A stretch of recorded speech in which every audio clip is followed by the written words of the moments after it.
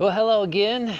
This is Tim Salmonson, and this is the Brand Evangelism podcast. And I'm here with my good friend Bryan Johnson. We're on his back deck in Charlevoix, Michigan, one of the most beautiful places in the world to be during the summertime. And Bryan spends half of his summers here in Charlevoix, and the rest of the time in McKinney, Texas. McKinney. Bryan and I were introduced by a pastor friend. That's right. It's quite a few years ago. And Bryan is a petroleum engineer by studies, but he was an entrepreneur, sold a couple companies, one to a publicly traded company, the other to Private equity group. Private equity group. And the area of the expertise was in oil and gas or energy insurance. Correct. Okay. But the thing that I love the most about Bryan is his passion for fatherless children and widows, so widows and orphans. Because Bryan has an interesting story of his own growing up without a dad. So today we're going to talk a little bit about his story and his journey and really how he found purpose and meaning in his life as it relates to his business. So, morning, Bryan. Morning. It's a beautiful day. It is. I think basically what we want to know is kind of your childhood. I know that a big part of your journey, your story is how you and your brother and your sister grew up. You had a dad that was amazing, very involved in ministry, and went to Wheaton. Right. He went to Wheaton College. He was ROTC at Wheaton to help fund his actually going to college. And while he was there in his senior year, married his high school sweetheart, my mother. But then was called to duty, after college with the U.S. Army. Okay. And just to kind of fill in the background, he, when we were just young, there were three of us: my older brother Bruce, myself, and my younger sister Colleen, all within about 3 years difference in age. He went off to Vietnam in 1964, and in 1965 his helicopter was shot down, and it had a very bad crash. And he's the only one that survived the crash. He made radio contact with another helicopter. They tried to come in and rescue him, but they started taking too much enemy fire. And last they knew, he was alive on the ground. And there were some other reasons also that day. They went in to investigate, and they didn't find any bodies. Mm-hmm. So they suspected he might be a prisoner of war back then. And but we didn't know for sure. We hoped that he was a prisoner, that he would come back to us someday. Of course. I was 4 when he became missing in action. My brother 5, my sister 2, and the days turned into years. And it wasn't till 1978, so some 13 years after he became missing, that he was finally declared presumed dead. Wow. There was none of the returning POWs had heard of my father, and but before that we knew that was probably going to be the declaration. So all that hope that we had, that belief that he might come back, that foundation started to crack. Mm-hmm. It was coincided right with our teenage years, going into teenage years. Right. This whole time not having a dad around, and so anyway, there was a lot of emotional pain, a lot of emotional wounding, a lot of uncertainty. What does the future hold? What are we going to do now? Right. So you enter in your teenage years, and like you said, you felt there was some stuff that you needed to deal with, but you get through. You head off to college, right? And it's there you begin to start thinking about your future. I graduated petroleum engineering at University of Kansas, and when you're in petroleum engineering, back then most roads led to Houston, Texas, Sure. kind of the oil and gas capital of the world, arguably, and started my career then. Okay. And at the time, the industry was, it's a boom and bust cycle for oil and gas industry. It's either riding high or it's in the depths of despair. And at that time, it was pretty rough going in the early 1980s. Okay. The oil and gas prices were like $10 a barrel or 15, and they had been over 100. And so I eventually found a job with a company that investigated oil-filled accidents. So if wells would blow out, if there'd be an oil spill, if there might be a hurricane that came through and knocked over platforms or facilities. If you think about it, between an oil company who has insurance and the insurance company or Lloyd's of London, somebody's got to investigate and find out how much the loss is and help determine what's covered by the insurance policies. There's only a handful of companies that did that, and so I found my way into that company, one of those companies, and that's how my career got started. And the other morning we were having breakfast, and you shared that it was it that company that was owned by a larger.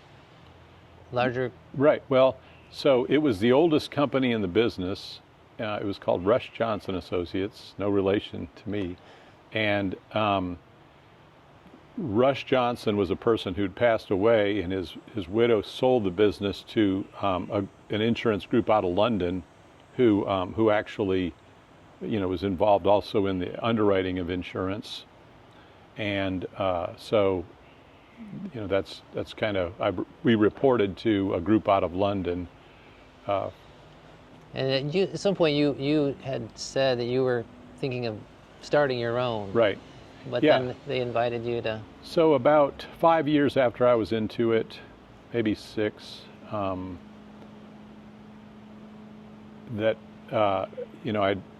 was one of the few petroleum engineers that was in that business, and I had a friendly competitor guy who worked for another company, and he and I amused about the idea of like, hey, what would it look like if we went ahead and started our own group?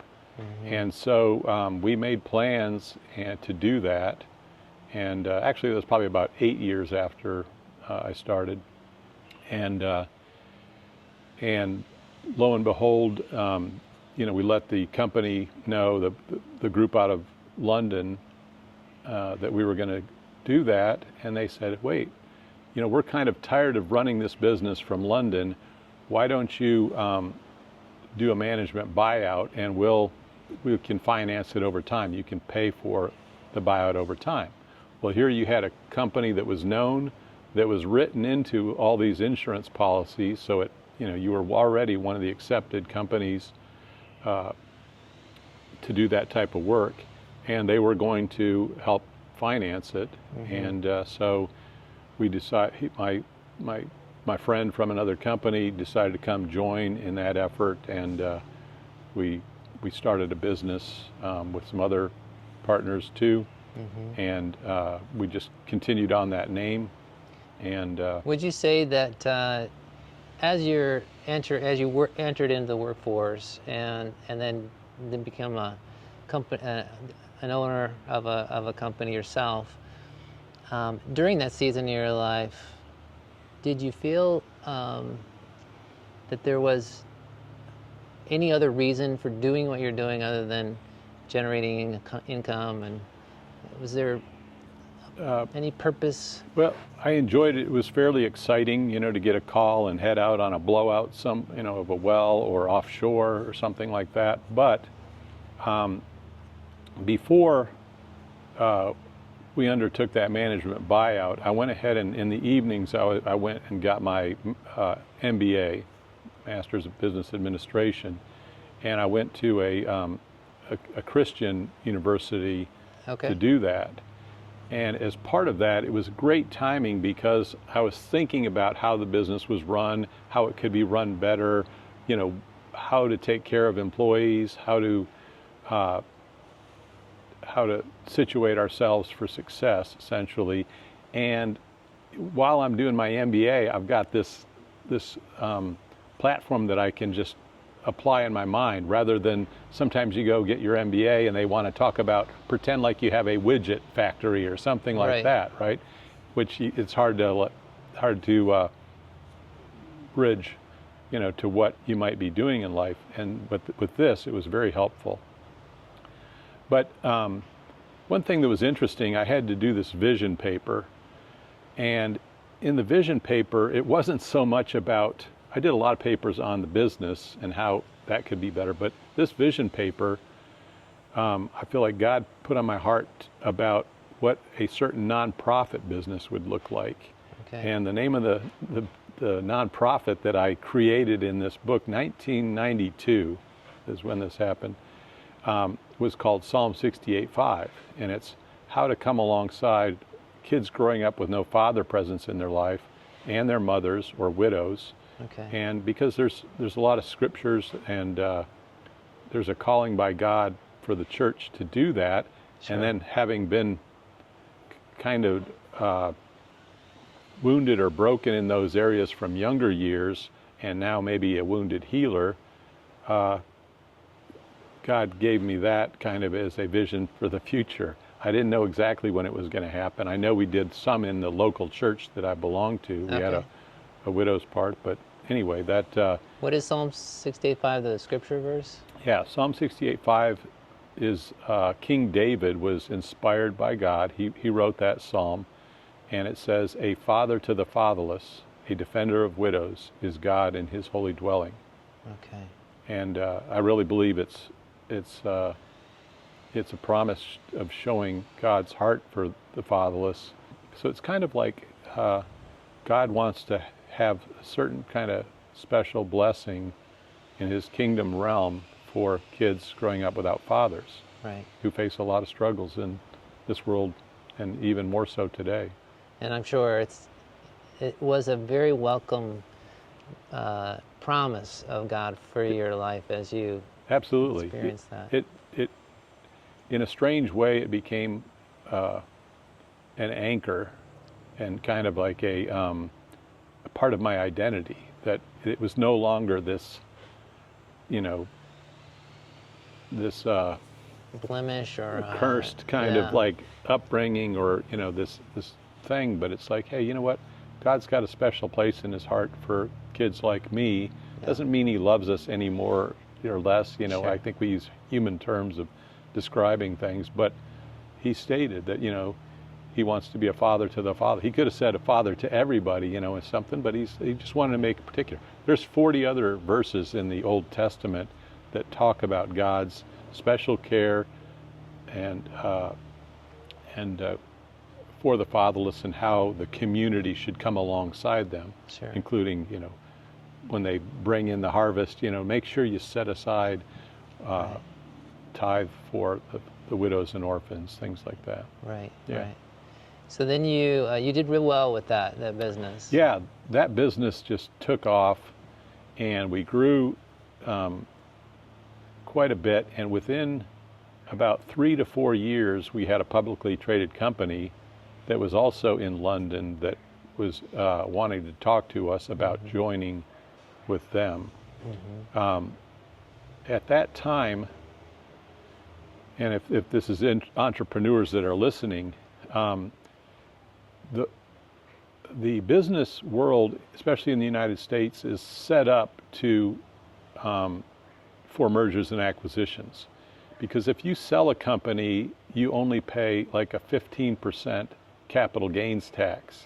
Okay. Whereas if you earn every year, you might have taxes of 40 to 45%, depending on your local tax rate. So you've got to piece together a lot of 50-cent dollars, if you will, year after year, with all the business risks and partner risks and things like that, versus somebody saying, hey, we'll pay you a multiple, and then you only have to pay a tax of 15% on that. So it's fairly enticing when that circumstance arises, and then they can help you grow the business. So It's like you might keep a portion of that business when you sell, or there's certain incentives, but then, right after we sold, we opened an office and bought a business in Canada, Calgary.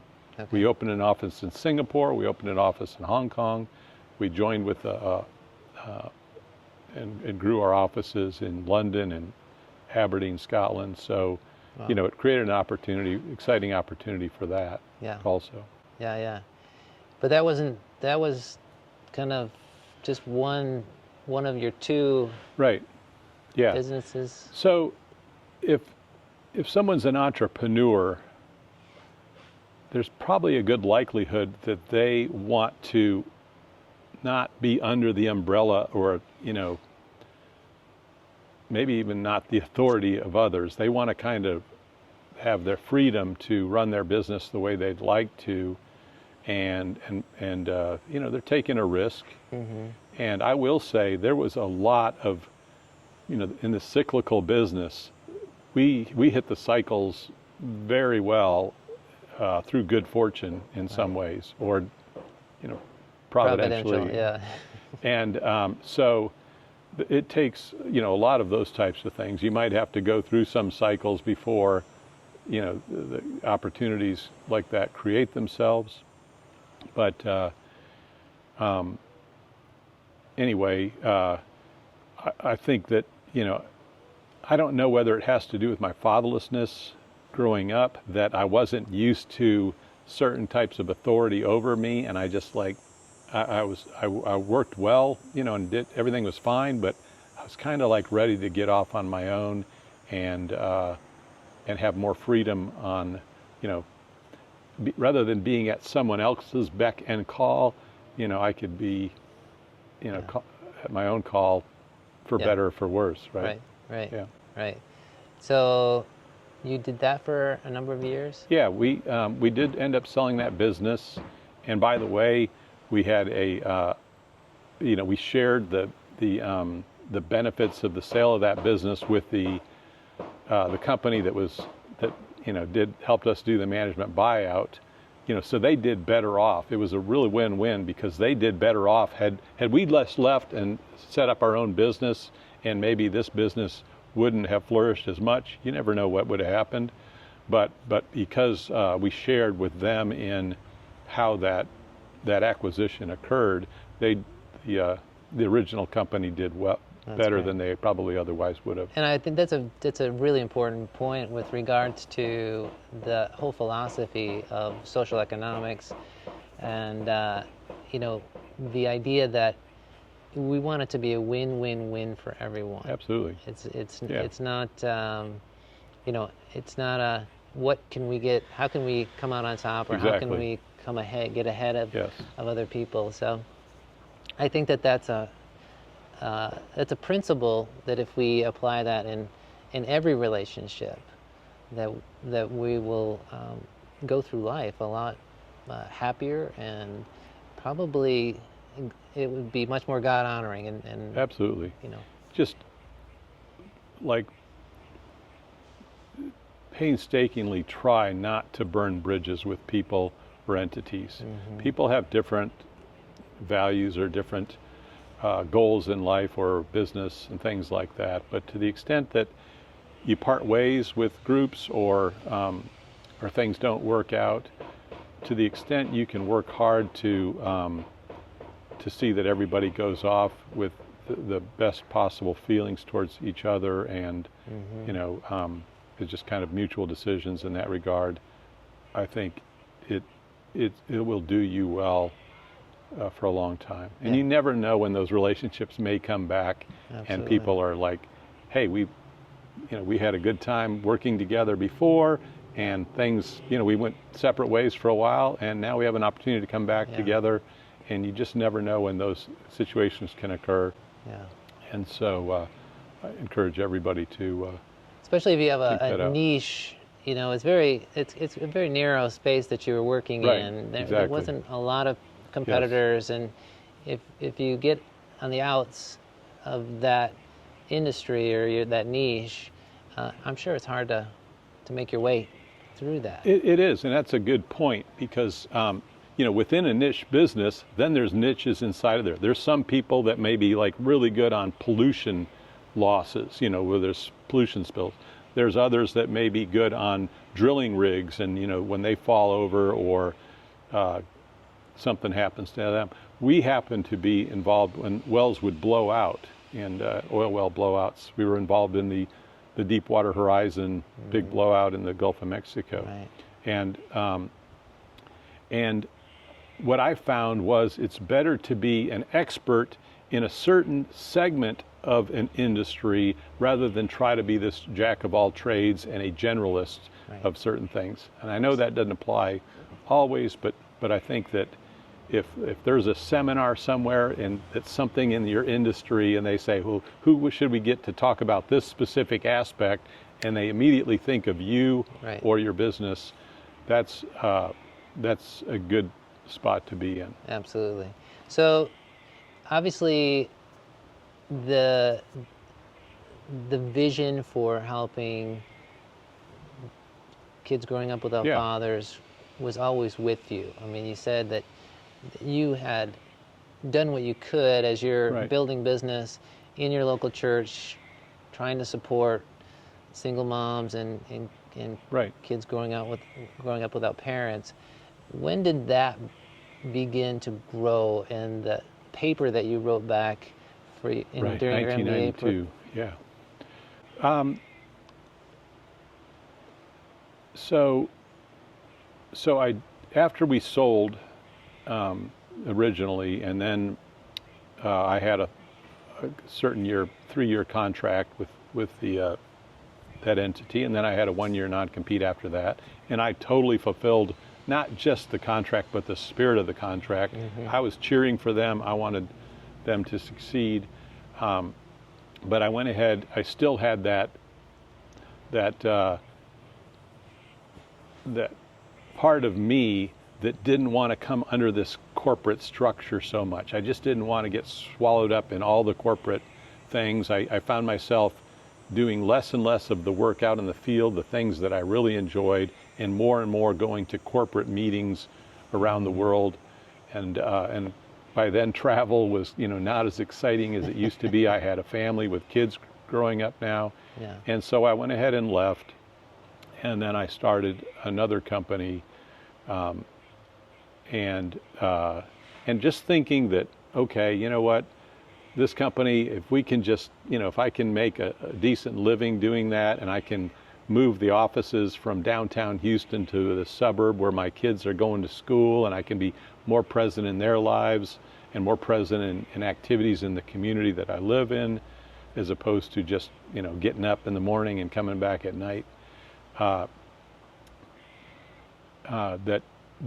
appealed to me. And so I started that, and probably within about 4 or 5 years after starting that, we started giving money for fatherless kids to attend summer camp. Christian summer camp was important for me and my siblings when we were growing up, and it's a place where these kids can just get away from whatever dysfunction is in their lives, whatever's going on, and they're at a place where they feel loved, they feel safe, they are well fed, because sometimes that's an issue. And this just kind of creates this environment where seeds can be planted in their lives of God's heart for them, these scriptures and things. But also, by then, I knew what I wish somebody would have planted in my life and my brother's life when we were going through all that turmoil of the early teenage, adolescent, teenage years that create a lot of emotional pain back then. And so how can we help these kids, knowing what we know now, navigate in their some walks? of that. Exactly. So all that's kind of how, the whole thought evolved into that. As I was finishing up with this private equity group and of companies that we were connected with, they asked me to get in front of this whole group of the business leaders there. I think they wanted to make sure they understood, hey, we didn't have a falling out, I'm not leaving, I finished my contract terms and getting out, but that I was, trying to focus on giving back more in areas where, again, I'm more of areas I was broken growing up, but now I'm more of a wounded healer, helping come alongside others like I was. And so they asked me to get in front of them. They gave me like 10 minutes notice. Hey, do you mind kind of sharing what you're going to be doing now that you're leaving? And so I shared, didn't have time to prepare, but I shared about growing up without a dad in that circumstance, and how I think that helping these kids at summer camp to change the trajectory, the outcomes and statistics for fatherless kids are really poor, continue to be poor. It's probably the single biggest common denominator of men in prison today is that they grew up without a father or they had an abusive father. And so maybe we can spend time with them when they're younger and help change that trajectory in their lives. And so I shared that, and by the time I got out in the hallway, 2 guys had cut me checks to send fatherless kids to camp. But I didn't have a 501c3, and so I decided, well, if I'm going to give them a tax receipt, or if anybody else wants to be a part of that vision of trying to help, how they can help widows and orphans, fatherless, then maybe I'll set up a 501c3 to do that. Being undercover boss with my parents. Okay. And they had one of the guys who was in their franchise kind of respond very poorly in the reviews. People gave bad reviews, and he kind of let them have it right there in the public forum, and that's a bridge burner. Yes. It doesn't reflect well on the franchise nor the individual if you can't put yourself into the shoes of the other person. Right. So I thought that was quite important. And then also, as you're thinking about the people that you serve and the niche that you're in, it's another reason to be very conscientious about how to support the people within the niche, because you talked about people who were competitors of yours, but you built relationships with them, and so much so that they said, hey, Bryan, I really like what you're doing. Right. So, and I'd add a third component to that, and that is that by the time we sold, we probably had 20 to 30 employees. Oh, wow. And a lot of them were petroleum engineers like we were, but we had very little turnover. And the reason is I'll always remember reading Stephen Covey's 7 Habits of Highly Effective People, and I recommend it to any of your listeners. Yes. It's great to listen to it too. He narrates it himself, right, and he expounds upon what he actually wrote in the book. But he talks about your employees are the goose that lay the golden egg, and this is like more in financial terms, but it's in other ways to make your business successful. And the story goes of how this person got greedy and like killed the goose, to get it open because he thought there were just a bunch of eggs, because every morning it would lay a golden egg. Yeah. And the truth is you have to feed and take care of and nurture that. So we absolutely knew that our employees, not only were they friends, but we made the work environment, we tried to make it, I should say, as just as something that they looked forward to come to. And nobody looks forward every day to get up and come, but we had a kitchen stocked with food and things, so sometimes if they were busy, they knew they could grab lunch there, and or we'd bring lunch in often when we were in busy periods. We did retreats to a big resort with the whole all their families as a way of saying thank you, and we have to call you in the middle of the night to say, can you go offshore or go to Russia for a blowout case or some other kind of thing, that we just tried to show our appreciation for them as many times as we could. And it didn't mean we didn't have some disciplinary issues or things from time to time, but we really did care about them and their families. Yeah. And I remember one employee coming to me and said, "Bryan, you know what? Even if I wanted to leave this company, my wife wouldn't let me." And that I just took, as like, just as a little sign that, okay, Affirmation. they see, what our heart is Of course. about our relationship with them. And then when we sold the business, we could have eked out a little bit more compensation here, there, and everywhere on the second sale of that business, but we sought to share that the blessing of that sale with many of our employees. That's awesome. Yeah. So your passion now is not so much gas and oil, but helping, serving single moms. Yeah. Trying to raise kids that don't have dads, both boys and girls. I know you have an affinity for young men because you were that was your position. Yeah. But how can, if people are interested and they know, perhaps they know people who would be well served by your ministry, or they want to get involved, or they want to contribute in some way. Yeah. I know you have a camp here in northern Michigan, but you partner with several other camps. Right. What would you suggest, or what would you recommend for people to be able to connect with you? Well, so we do. We've grown. We've been doing this as a 501c3 for 10 years now. Wow. And we're up to probably about close to 30 camps. Mm-hmm. We deal with camps that really do seek the lost sheep, that are really going for kids from hard places or fatherless kids. Mm-hmm. And over the last couple of years, we're now like between 700 to 800. Wow. So kids per summer.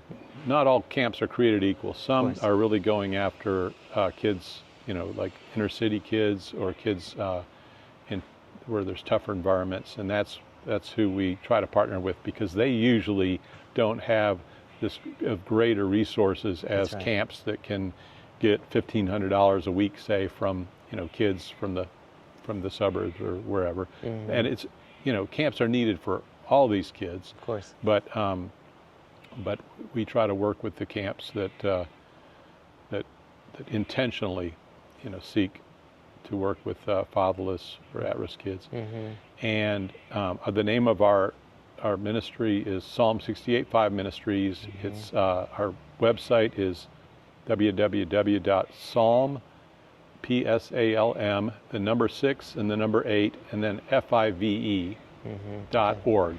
So Psalm68FIVE.org. Mm-hmm. And we sometimes we need volunteers that are different camps. Sometimes we serve at the camps. Mm-hmm. We try to partner with other organizations that seek to serve or mentor fatherless, or there's a lot of ministries out there, and we try to be collaborators. Mm-hmm. We think 1 + 1 = 3, or is greater than 2, than just kind of being a lone wolf. Absolutely. Ministry out there. So so that's what we're about. There's volunteer opportunities. Obviously, we have background checks on all of our people, right. And there's a lot of training, trauma-informed care training that's involved. Mm-hmm. And but yeah, that's kind of who we are, and we're just a little part of our of God's tapestry of ministries, but that's our lane, and that's kind of where we stay. Yeah. Bryan, I have to say I appreciate our friendship, and I admire you. Thank you. I see how God's blessed you and your family. You have 2 beautiful daughters, and they're married now and have kids, and it's been neat to see kind of them in that journey. You're obviously great parents. Your heart for them has been demonstrated in the kind of parents that they are to their kids, and yeah, I just love what you're doing in the world. So thank you. Thank you. Thanks for giving me the opportunity to share. Of course, of course. Right. So please connect with Psalm68Five. As Bryan Johnson is the founder, but his brother Bruce, and he's got a whole board and a whole group, a team of amazing people who care about these kids And as my well. sister Colleen. And his sister Colleen. Yes. Exactly, Yep. exactly. So anyway, thanks again for joining us, and I look forward to seeing you next time.